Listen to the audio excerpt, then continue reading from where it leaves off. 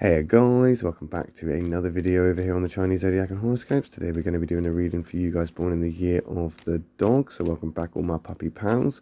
I am incredibly sorry for the late reading. I am going through a bit of a rough patch, so I'm just trying to catch up now, though I am very grateful for all of you who have subscribed so you don't miss a reading. So thank you very much. It is appreciated. Let's see what we've got for you guys today. Let's move these about a bit and stop about there. And we'll go with that one from the bottom. We'll take that one from the middle. We'll take that one from the top. What have we got? Okay, so we have got that positive to start with and then two negatives rounding up the end of the week here.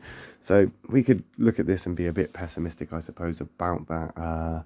About those two negatives there. We could be pessimistic. We could have a bit of a doom and gloom opinion on it, but black isn't always an attack and white isn't always all right. Let's see what we've got. We've got a catalyst card. So, this could explain those two negatives.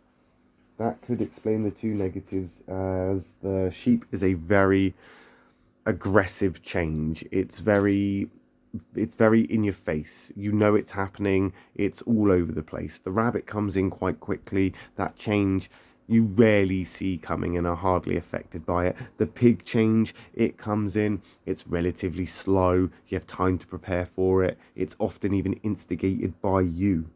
But that sheep is unexpected. It comes in horns first and it smashes the place to pieces. You know it's happening and you have no control over it. That's going to bring us into the black. How things are going to pan out, well, that entirely depends on your perspective of things. When it comes to the sheep, the dog and the sheep, they are, on neutral ground with each other. There's no conflict. So you could see this as a negative. You could see it, as I say, as doom and gloom. Or you could see it as an opportunity to be the hero, to come on in and actually help in some respect. I was going to say to clean up the mess that the sheep has left, but do you really want to be cleaning up somebody else's mess or a mess that you aren't necessarily involved in? Probably not. However, you could come in and offer support. You could come in and be a negotiator, be that common ground, be that person that stops it from being all doom and gloom. That's your choice. You could step back and stay on your side of the fence, or you could engage and see what you could do. Of course, there is that element of duty to a dog. You feel you must fulfill responsibilities or things like this.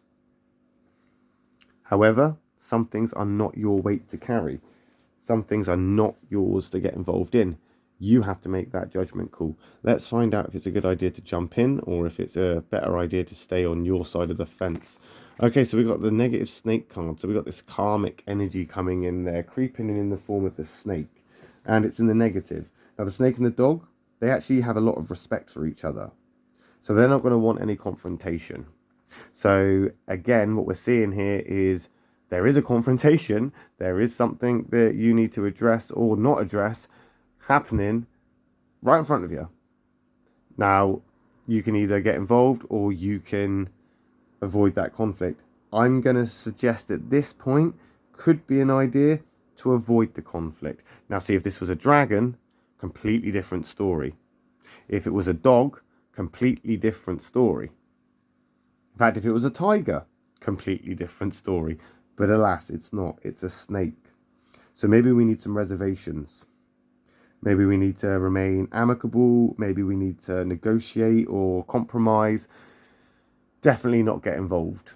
In fact, maybe just find any reason or excuse why you shouldn't get involved. But I suppose that's not like you. You're going to want to do some good.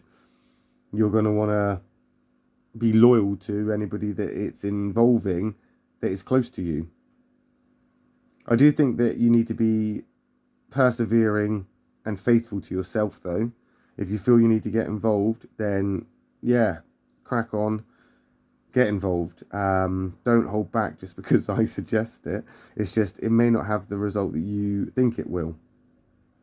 I don't think it's going to have the result that you believe could come from getting involved. I mean, we've got a catalyst moment here that has to happen. It has to happen. The catalytic moments have to happen. This little minute change in your life, or this massive, huge change in your life has to happen. Because that little tiny detail or that massive, massive detail are all part of the bigger plan. All part of something else. All part of things that are all unfolding all in front of us. So you can't stop that thing, and you may not even notice that thing. Sometimes they just go on, and your life goes on, and everything is just as it is. But if you're blaming chaos and you're blaming, disruption in your life on other people, or blaming it on things that are potentially out of your control anyway, then you may as well just stay out of control of it. You know what I mean? Like if you're going to say that this thing that's happening or these things that are going on are out of your control, so there's no point getting involved, then don't get involved. Let them remain out of your control. And I think with the karmic energy and the catalytic moment here that's happening, this is powers beyond you. This is universal power. This is like in the cosmos. This is like, the little fairies are working in the workshop, building the shoes. The little gnomes are being cobblers for the night, making these shoes or whatever it is in that fable story or whatever. You don't disturb them. When you see a bunch of builders on a building site, you don't go over there and offer them a hand, do you? Because you're not a builder. Well, you might be, but in this example, let's just say you're not. Why would you do that?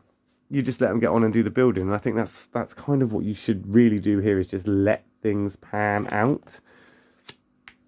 Because it won't bode well for you. There's that black monkey. Getting involved is not a good idea.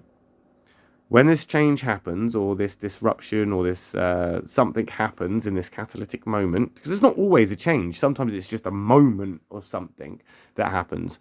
But it's often those moments that bring on change. It's often those moments that kind of take you from one place to another. The catalyst itself is not necessarily the change. It just creates the change. And from that, it will be a disruptive change, it will be a fast change, or it will be a slow change. The change itself isn't actually, the moment.